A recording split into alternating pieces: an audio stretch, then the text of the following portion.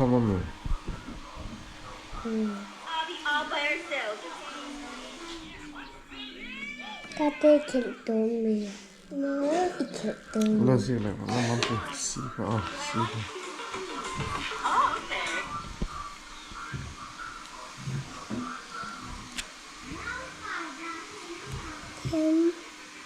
Cái thứ hai này ăn được đâu sao?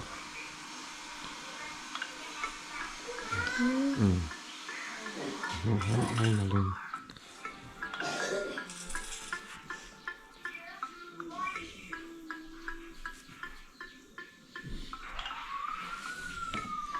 Wow.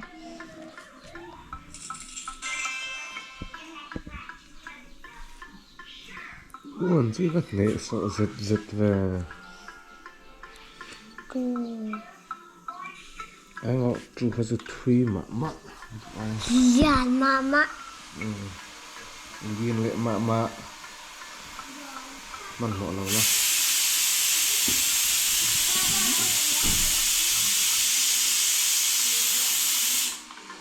Ini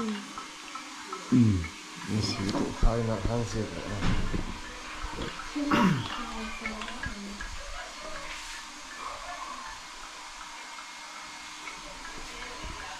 Anh nói là cắt diệt tôi một cái hay.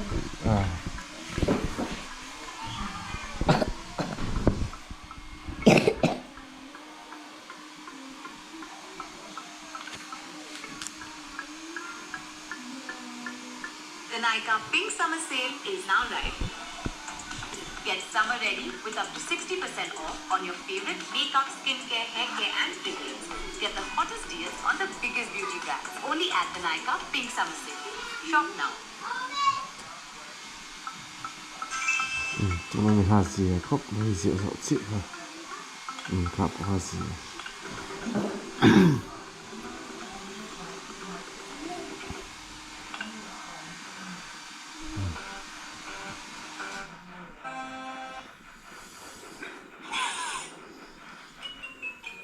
Vâng, chỉ về này giật về chi thì là từ đi bài ha tao này. Ôi sao mà Này giật về các cái tên giật tiêu về là thằng kazu.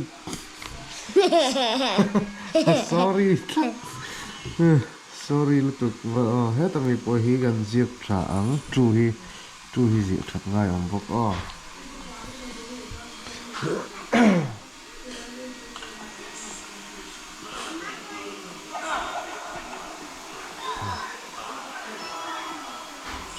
Ê Diệu thật quá thì chứ Asshole cut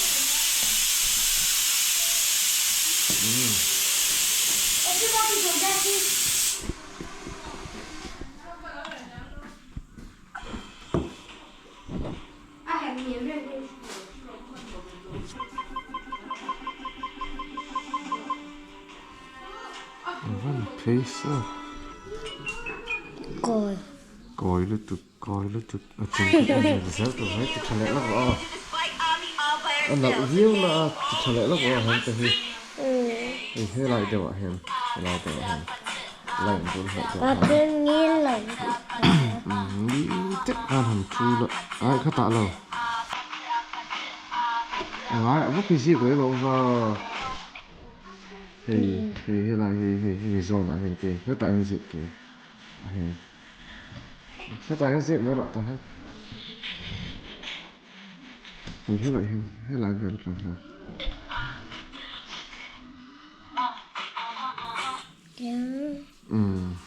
cái quay thì dọn về thành gì này đó một trời để lúc này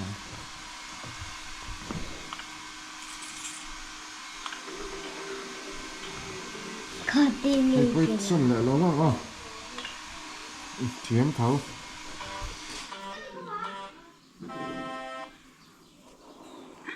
môi đâu khôi hẳn ăn kẹo kia là nghiêng phải đâu gắn nghiêng phải đâu cái nào cái tại hơi gì này là ngay chết thiếm em nó hơi zoom trời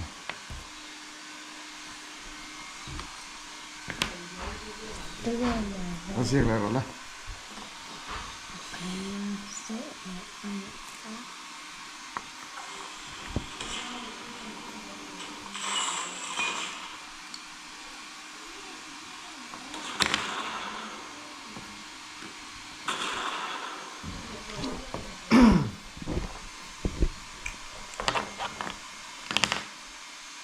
nó hơi riêng số nó riêng số nó có là thế là tôi diệt thật là ai đón chủ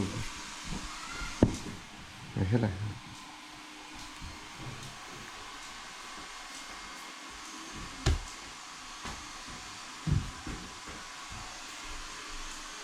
chuẩn chủ hí ai diệt thật lại lá cây nền hiền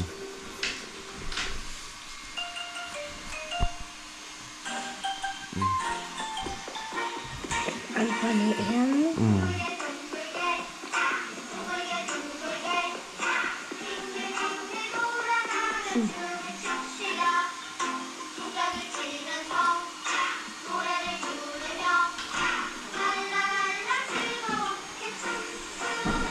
tiếng lầu này hết tiếng gì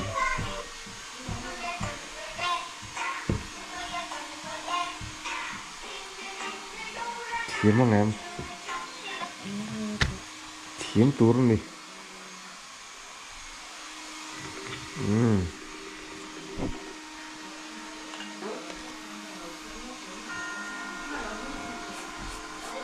bây giờ ta ăn em gì thì thật lại lắm rồi tập biết quay giật ăn em này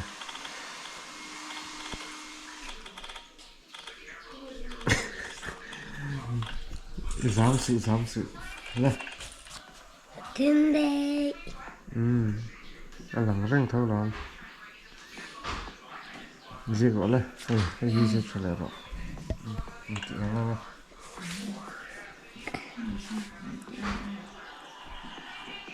Dia kata ganti cukup kerja lo ke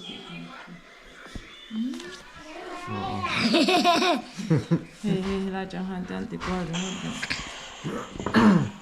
Khang ngồi đó có tiếng lão hổ số Hei ăn rồi mệt rồi Hei thì hiện thì chẳng tôi hạn tiếc tiền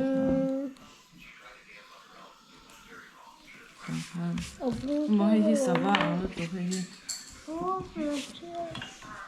cái xương khá là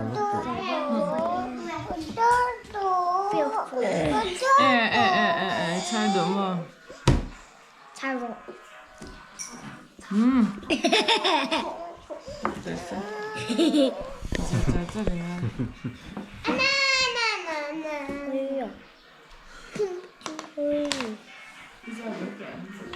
Quỳ à, giặc dấu tổ ạ. diệt rồi đấy không phải oi diệt thật là ăn môi lối thì đấy không môi lối thì đấy Hàn Quốc đấy bởi vì cái môi lối thì đấy nó mà Hàn Quốc đấy Thì anh JEPTHA tuy là đàn tổ cho mọi nó là uy tư pro anh thì tao mà hay pro hay anh viết thật địa tỏ lòng ngỏ Dịch ta việc chẳng ra hay thì hả anh thì là con vui cho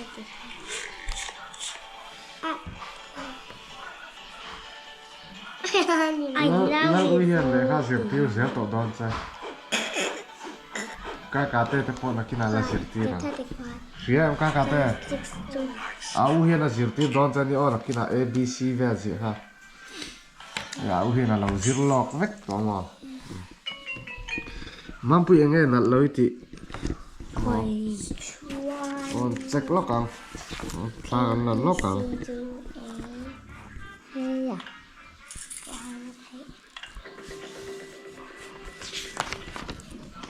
rồi bốc không vui của nó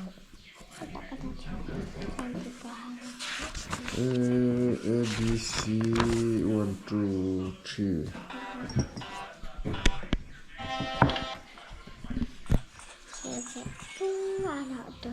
3 các cà tê hay nghe sợi đủ tây này em nghe sợi đủ sợ Bố Ui cái chặt đó